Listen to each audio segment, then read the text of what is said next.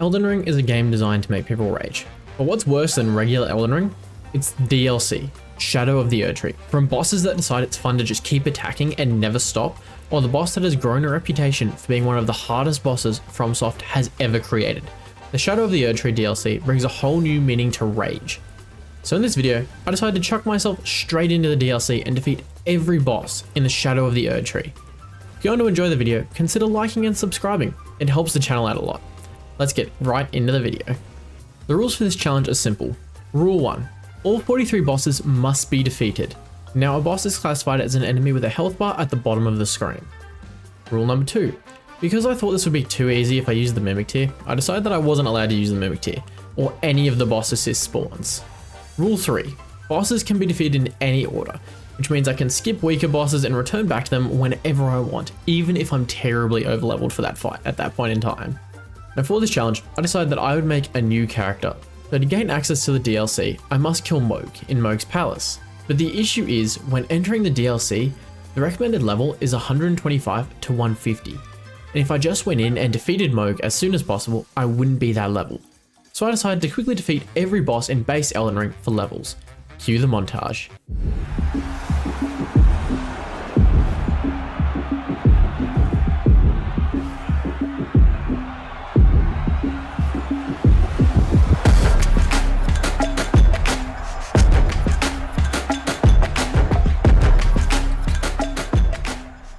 With us now finally being in the DLC, this challenge would now begin. In Shadow of the Erdtree, there is a total of 43 bosses, each boss with their own challenges.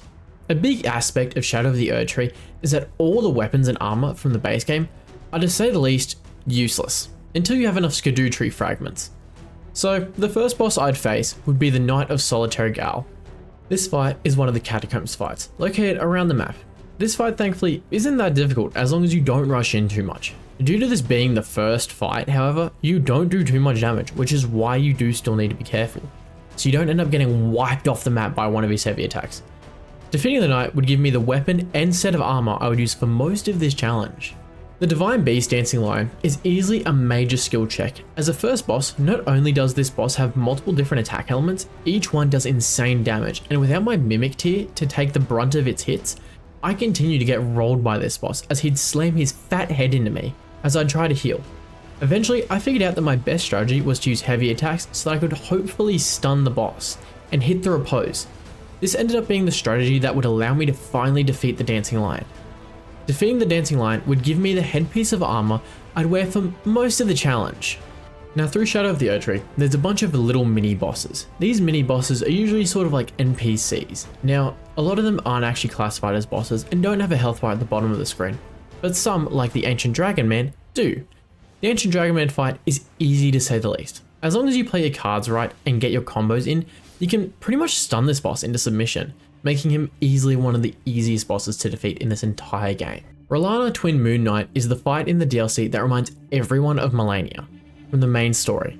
This fight not only is super difficult for new players to do, but the boss does so much damage and one wrong combo dodged and you're pinned in a combo getting absolutely railed by R'hllana.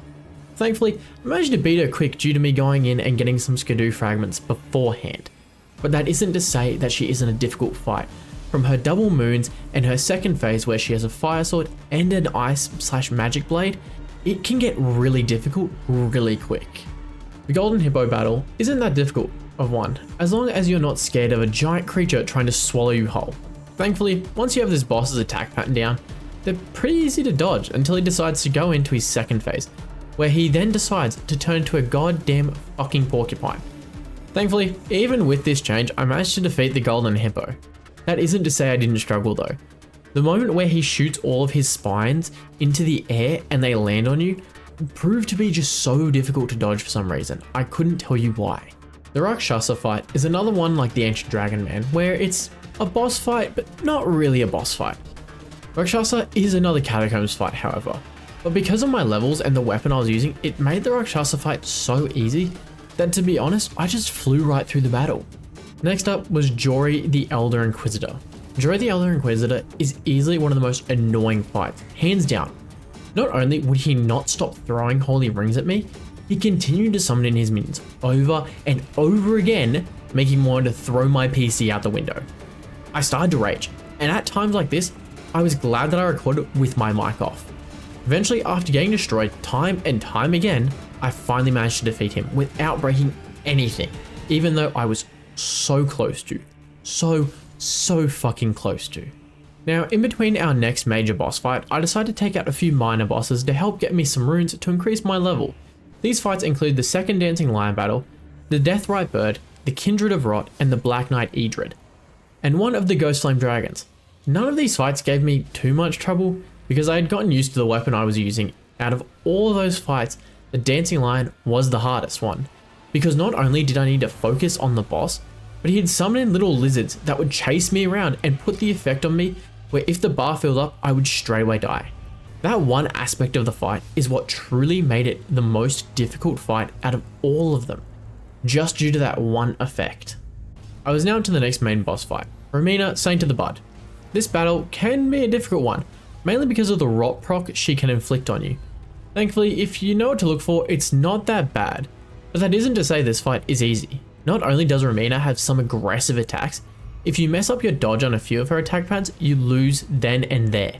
Eventually, I managed to defeat her by using a Blasphemous Blade setup that, even though I expected the build to work a bit better, it still did a decent enough job that I managed to be able to wipe her out. After being Romina, I decided to challenge Commander Gaius because he was guarding 5 Erdtree fragments that I wanted to collect to increase my Skidoo level. I decided to use my Blasphemous Blade setup here again, because its range and damage granted me a great opportunity for damage without getting too close. Commander Gaius has been described to me as a terrible boss because of his charge attack alone. This is because unless you dodge it perfectly, it will still damage you. This makes a quite an annoying fight where if you don't stay high enough health, he'll simply charge into you and launch you into a different fucking game entirely. I eventually managed to beat him. With the defeat of Commander Gaius, I would now be able to acquire his lance from the 2 fingers. This would be my ultimate strategy to defeat Big Daddy Radahn. After defeating Commander Gaius, I then decided to challenge some more lower tier bosses again, to do some more cleanup. Like usual, none of these lower tier bosses gave me much struggle. A lot of them followed the same mechanics that previous bosses had used, primarily another Ghost Flame Dragon and the Jagged Peak Dragon. Due to these creatures only being able to have so many moves after fighting a few of them, they become very predictable and easy to defeat, even with me just chopping away at their ankles, because they move their heads so much. I know I just said that dragons have an easy move to read, but Cinesax is completely different. Due to its electrical damage and constantly attacking, this boss isn't easy at all. Its electricity feels like it spans on forever, covering the entire arena, making me not only lose my health, but was making me lose my mind.